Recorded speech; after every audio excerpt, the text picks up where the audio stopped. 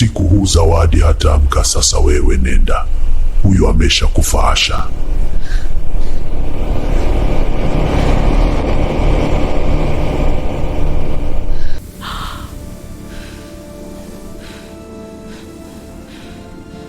Zawadi, Zawadi njoo, Zawadi njoo.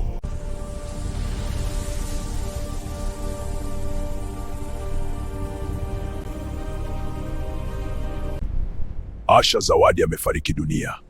Amefariki dunia? Ndiyo, amekwenda.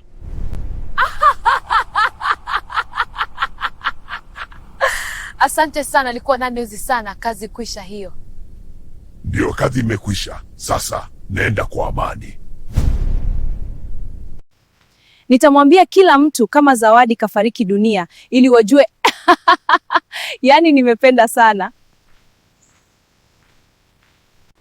Zawadi kafariki asubuhi ya leo. Nilienda huko na mama yake alikuwa analia sana.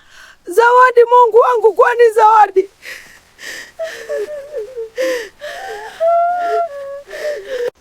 Mumesikia? Zawadi amefariki leo.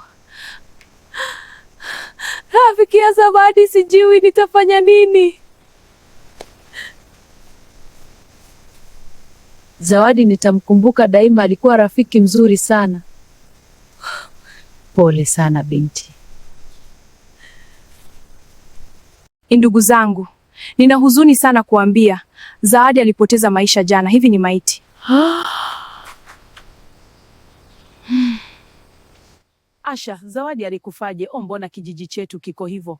Pole, sikukumbuka, lakini akiwa tunahitaji kusaidia. Lakini vipi tutaendelea? Nimesikia Zawadi kafariki, ni huzuni sana. Pole sana. Mama yake atafanya nini jamani? Ni kweli atateseka sana. Mungu amsaidie. Hatuna la kufanya.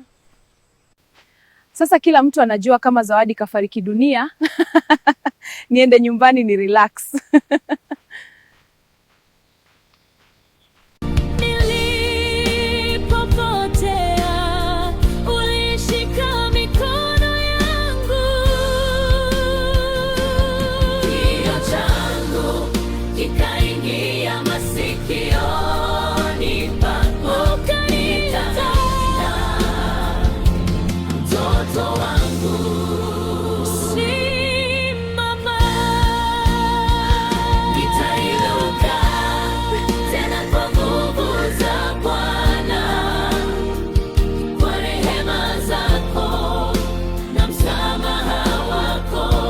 Mungu nisaidie. Baba, sijui nimefika hapa aje. Mungu, wewe ni baba wa wasiojiweza.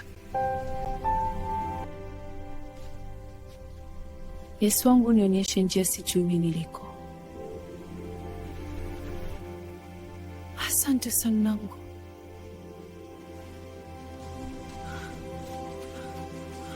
Come child, you are safe now. Sio Zawadi huyu. Mbona Asha alisema alikufa na kilio kipo? Huu mzimu au?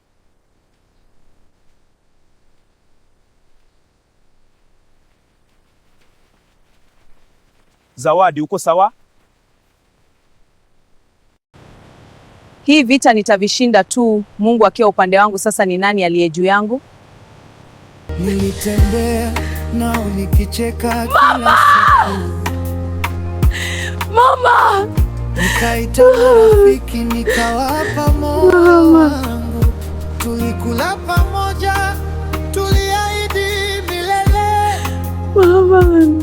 Mama, vita hivi ni vikali sana. Maneno yale waligeuka ghafla. Nikabaki na shaka, wakaanza kunisema nyuma kwa sauti ya chini. Wale niloamini wakawa chanzo cha maumivu. Nikajifunza si kila anayekaa nawe ni wa kweli. Nilipoanguka wakasema ni dhambi zangu, wakanihukumu bila kujua kilicho moyoni, lakini Mungu